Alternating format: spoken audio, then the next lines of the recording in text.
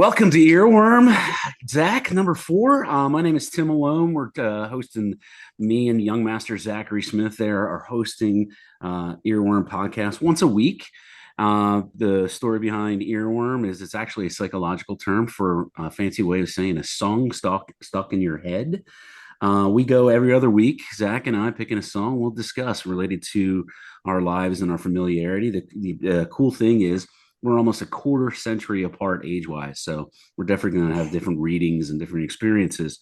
One of the cool things that Zach and I spoke about is about once a month, we're looking to have a guest on.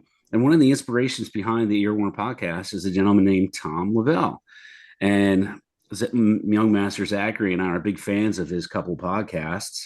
And so we brought him on as our first guest, and he's going to basically bring out a song that we could all discuss and hopefully give us the reason why he chose it. But Tom, you want to introduce yourself, my friend? Welcome, Tommy Well, boy. yeah. Hey, thanks for having me, guys. I'm excited to be here. I'm excited for this show because, we all met, and obviously, music is a big part of our lives and a passion. And so, with as many shows as you've been to, Timmy, and Mm. the research you've done on different bands and artists, and your general like music knowledge, with kind of I guess the different look from like a different, like you said, maybe age range or background or whatever.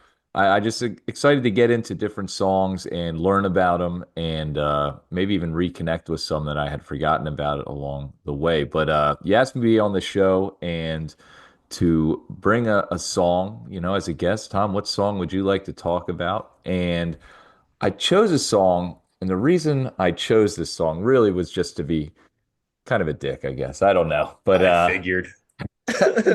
me and young master Zach are both. Oh, wait, hold on a second. Is that going to stick? I That's Yes. don't my new know. name. Tim said it twice, so I just went with God. it.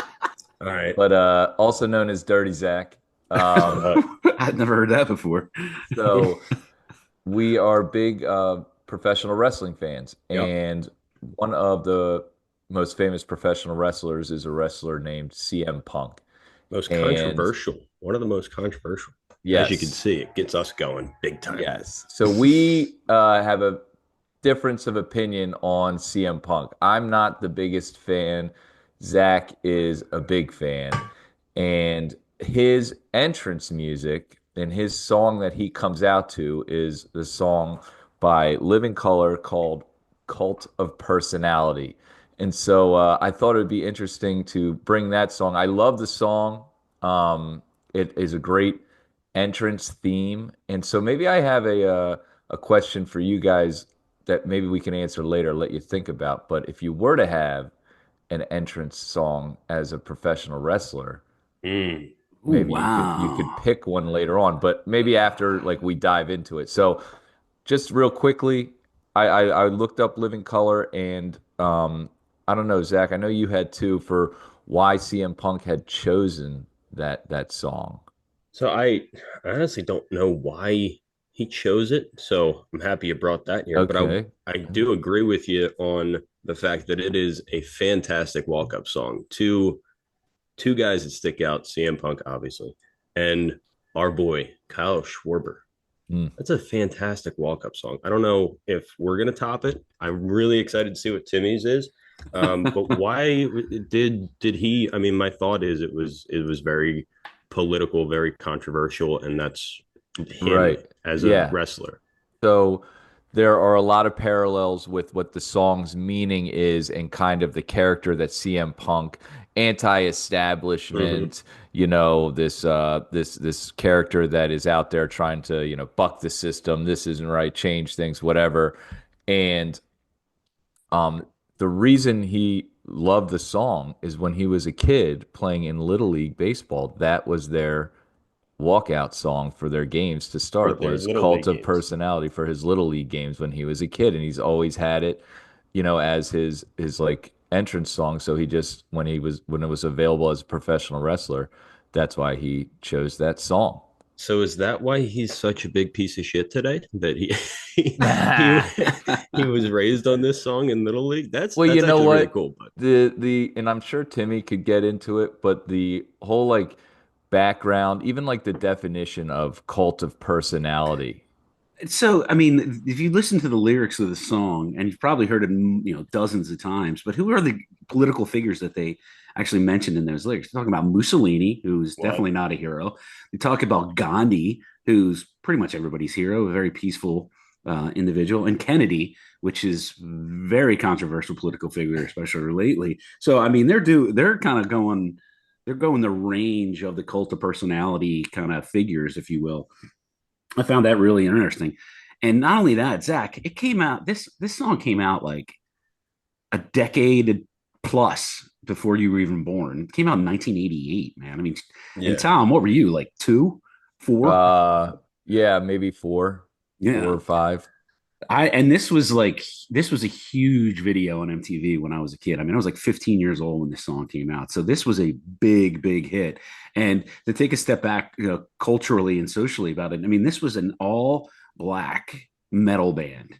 The only other band that I could think of in doing some research that I was even familiar with was Bad Brains, more like that alternative punk group, and I freaking love those guys too. But it was pretty significant. I was telling Tom before he came on, Zach, that Mick Jagger was huge with bringing these guys to the out to the public and signing them up to one of their first record contracts.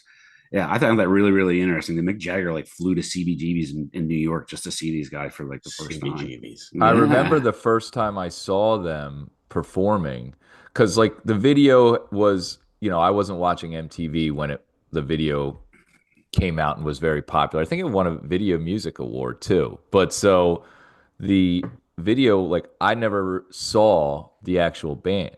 So in my mind, I'm visualizing a white band because Mhm. that was what was traditionally. oh So I yeah, didn't realize how groundbreaking they were being a black rock band. It wasn't really happening back then. yeah. And they still bring that like funk to it Yeah. too.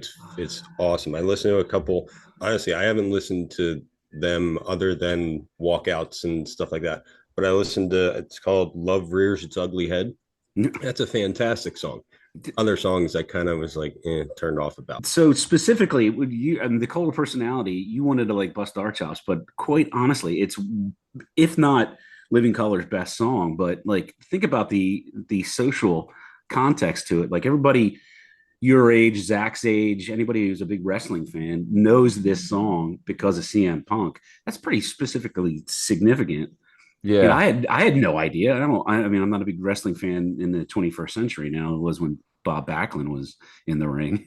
Yeah, right. And that like cult of personality. See, for me, I would use the argument it's kind of like, I don't know, like an exaggerated, admiration for some uh charismatic political figure, Mussolini and stuff like that. And so I'm like, it's so fitting for CM Punk because I'm not a big fan. But like I will say, not to get too much into the professional wrestling aspect of it, I have enjoyed his recent comeback. It's been But a I great just I run. just found it fitting, and the song is such a banger. That first riff, like, Oh, and it that riff's starts with amazing. the Malcolm X speech. It starts Oh with, yeah. and then it's like, and it's Oh, like it just hits, and then at the end when it's like when it's going, I'm the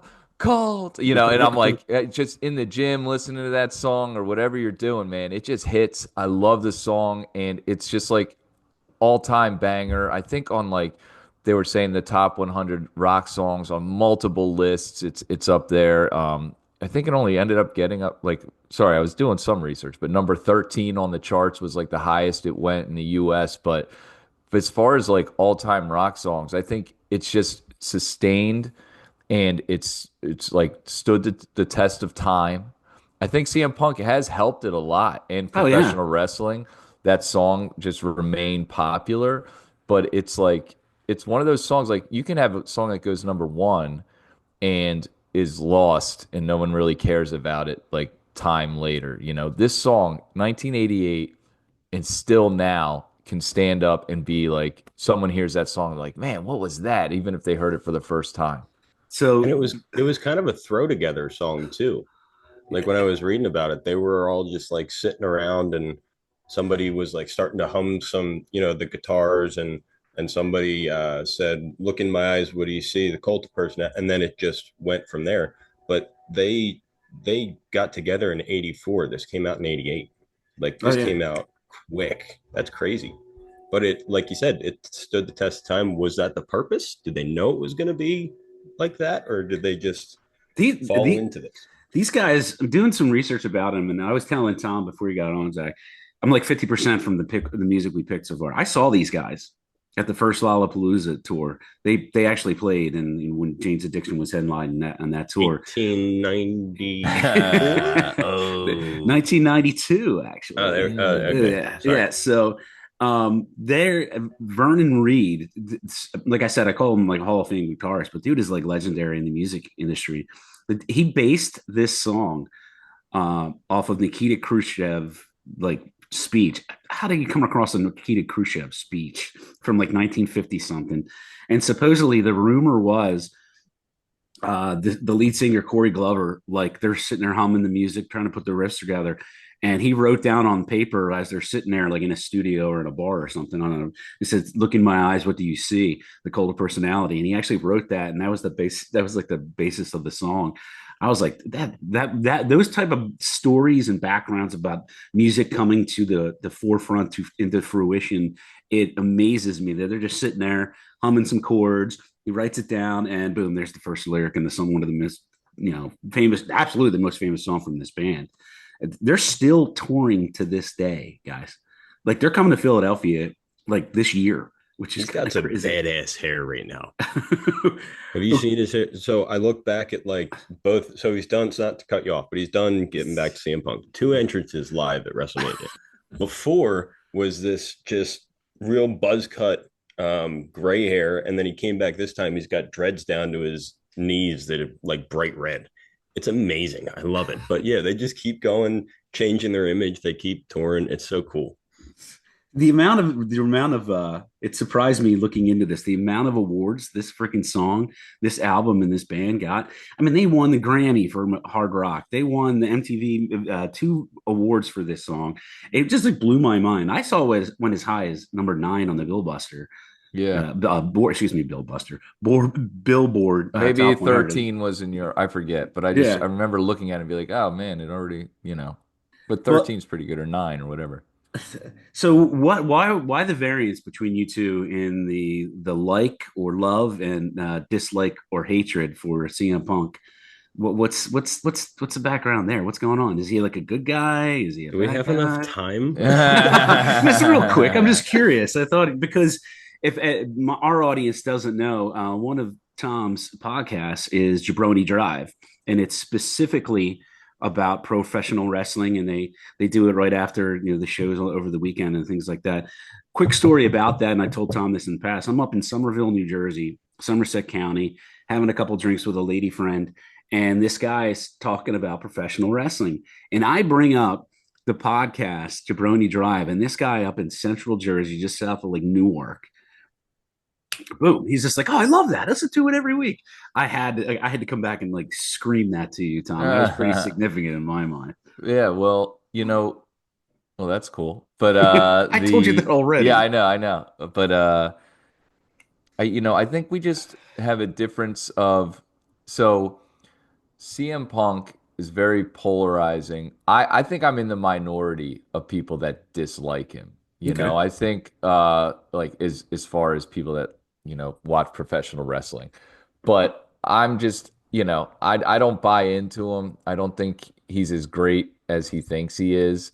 But like I said, there was a lot of things going on. Obviously, very controversial figure Vince McMahon was running the show back in the day. And as a wrestling fan, there's a famous moment called the pipe bomb, where CM Punk comes out and basically trashes the whole game, everything about WWE at the time, which was like, whoa, you're not allowed to do that. Like you can't, like, people can't say that. Like, this guy's going to get fired. And so it was very smart. It was saying a lot of things that a lot of fans felt.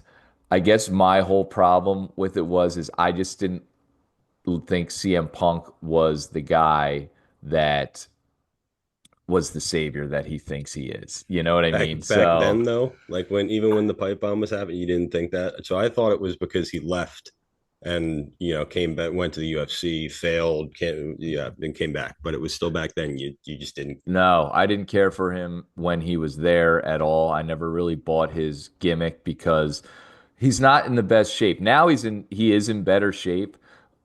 He was never in really great shape. He always just seemed like a whiny baby to me, and I just feel like he was delusional in some of the things that he said as far as how great he was. Now, it's tough because in the professional wrestling world, you're playing a character, and I this is my perception of him and that character and what I think is real, like the pieces I'm pulling, like, okay, he's actually telling the truth here, he's lying here, whatever. So I have no idea who CM Punk is as a real person. You know what I mean? Like I really don't know, but my perception of him in different interviews and different things that I've heard where I think I'm putting together who he is was back in the day just some whiny baby that was upset because he wasn't the heavyweight champion and he didn't get the main event at WrestleMania, blah blah blah blah blah.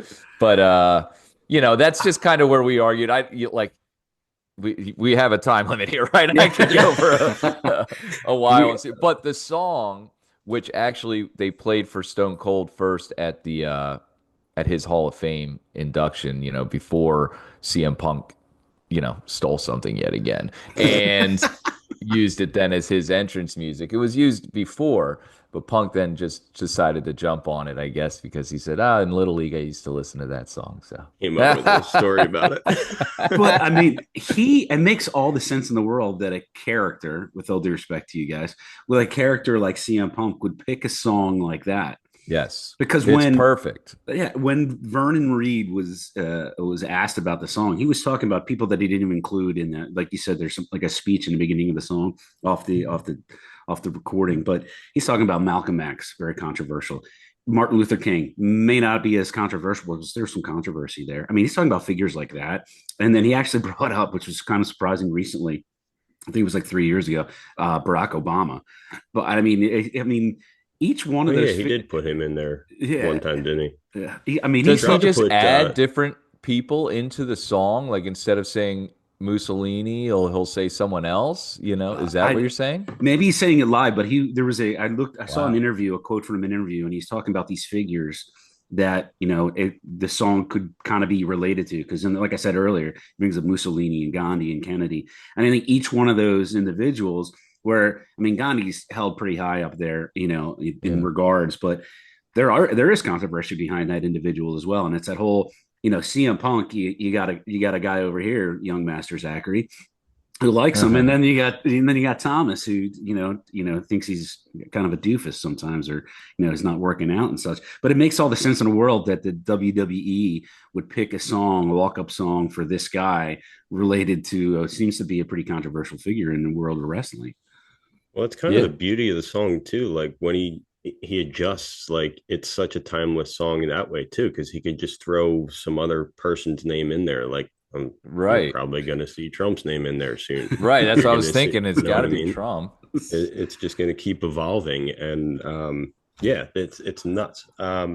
Shit, I had something in my You head. know what, too? Like that, and like we were talking about that riff right at the beginning. If you're talking about professional wrestling, as soon as your music hits, Yeah, you want people to be like, oh, they're here. So that it's like, oh, it's a great. And if you haven't had a chance, Tim, I would suggest for you, even non-wrestling fan, when CM Punk returned in 2023, I guess it was the Survivor Series, Mhm. and when he returns, if you could go watch that minute clip, find it and watch it, it is worth even, you don't have to be a professional wrestling fan, but just to see what the energy in that it was in his hometown of Chicago. He had been gone for 10 years. The show is coming to an end. All right, we're signing off. And then all of a sudden, boom. And I mean, an explosion in an arena like you would see someone hit game 7 winning full court shot. Like it was I thought the incredible. HJB's house was going to explode. Yeah, we were watching it, and it was really cool to see.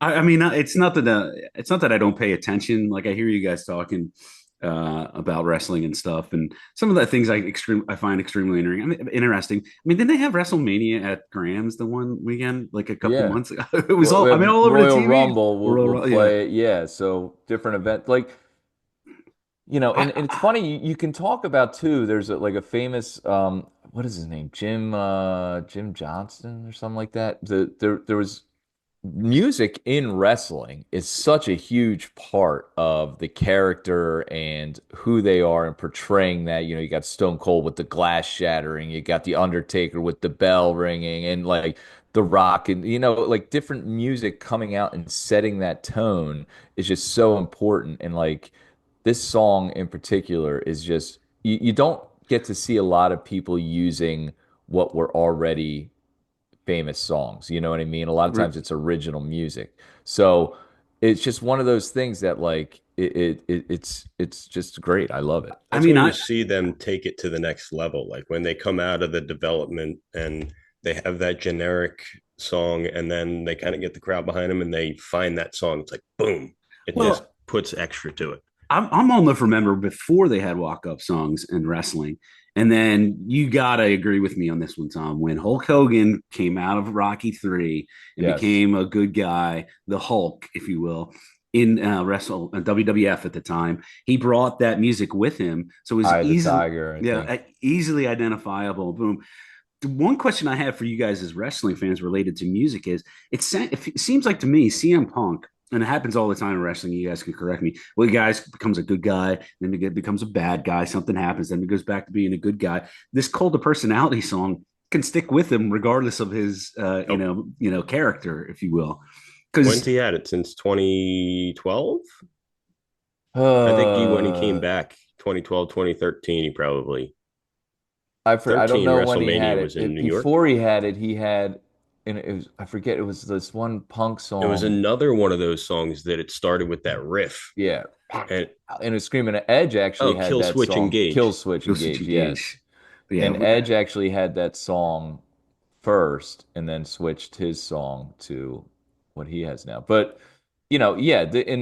and the fact that it parallels his character so much. You can use it good guy, you can use it bad guy. It has the riff that gets people jumping to start. It's a rock song. It's high energy. It's awesome, and it just mirrors his character so well that there's not another wrestler that could use that song. Not to the way that Punk does. No, because I remember Hulk Hogan became a bad guy.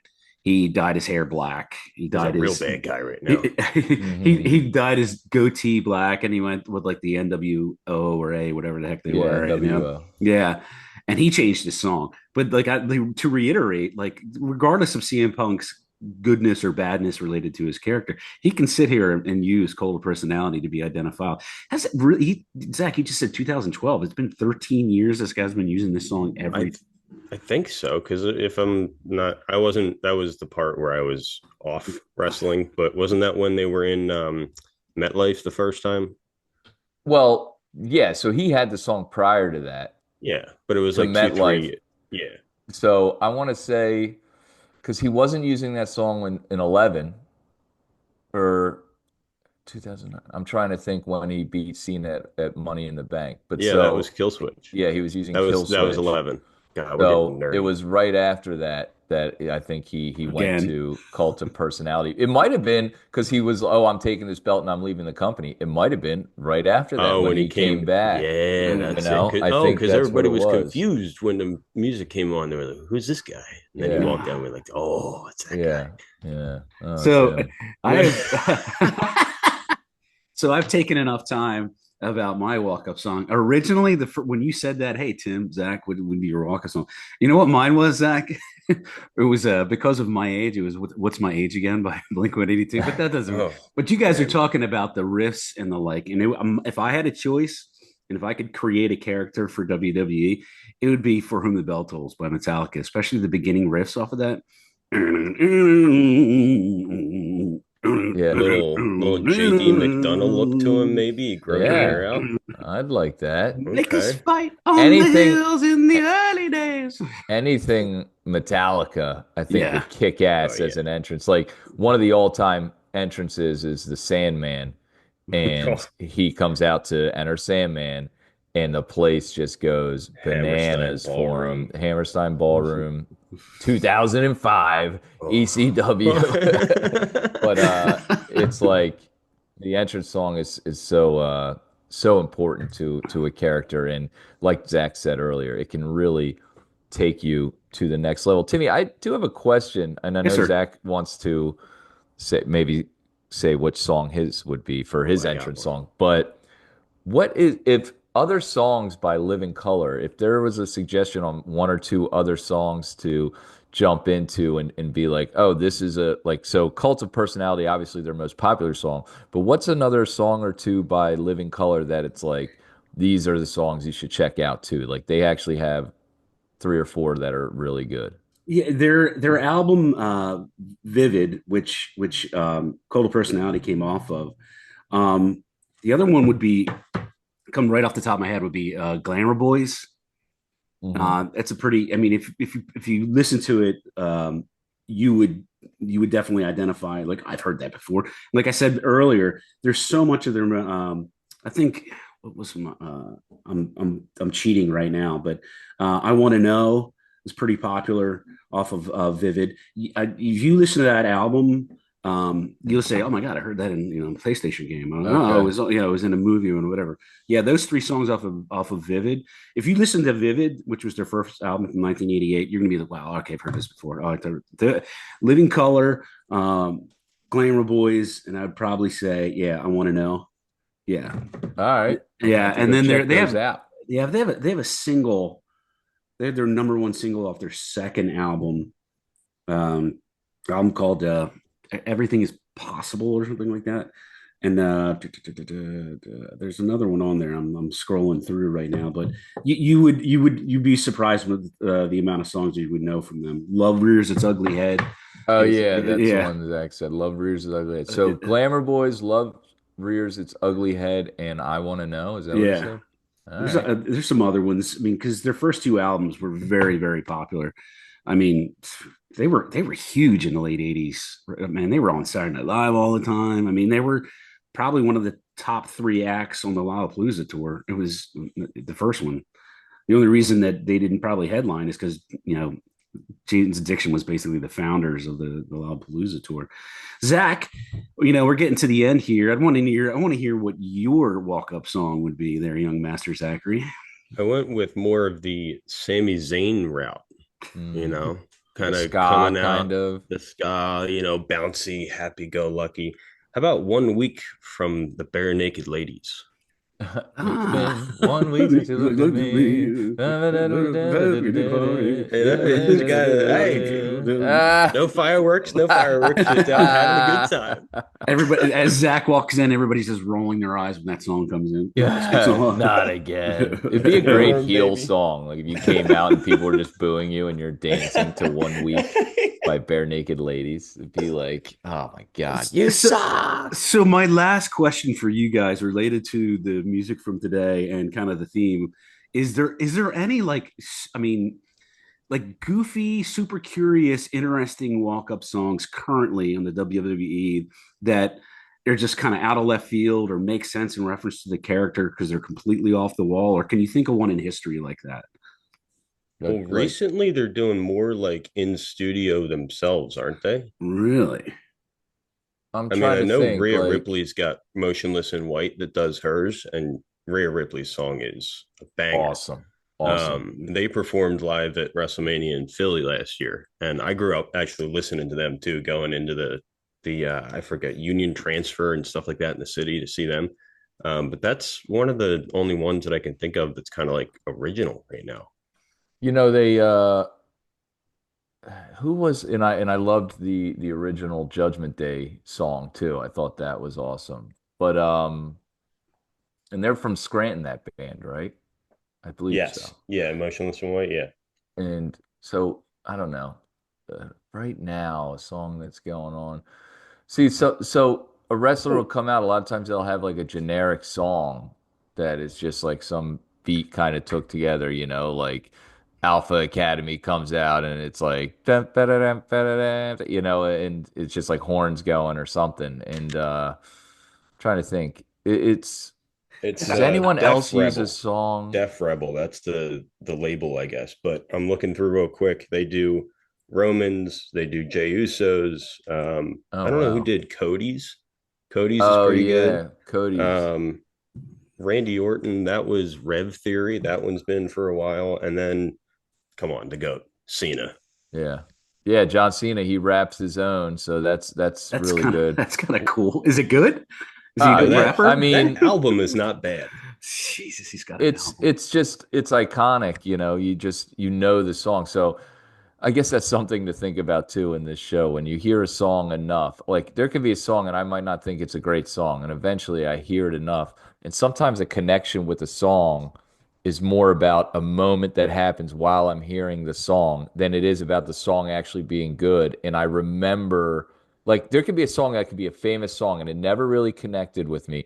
And then I see a video or I see something and that song's playing, and I'm like, holy crap, this song is amazing. Because I guess I get the full nature, like the full spirit of the song with a visual. I don't know. So, like CM Punk, or John Cena, when I hear that song, it's not so much about the song, it's about the guy, his history in wrestling, the whole thing, that I'm like, oh, I love this song. Like if you're just riding around listening to that song on the street with no context of Yeah, wrestling, it's like, well, it's not yeah, that great.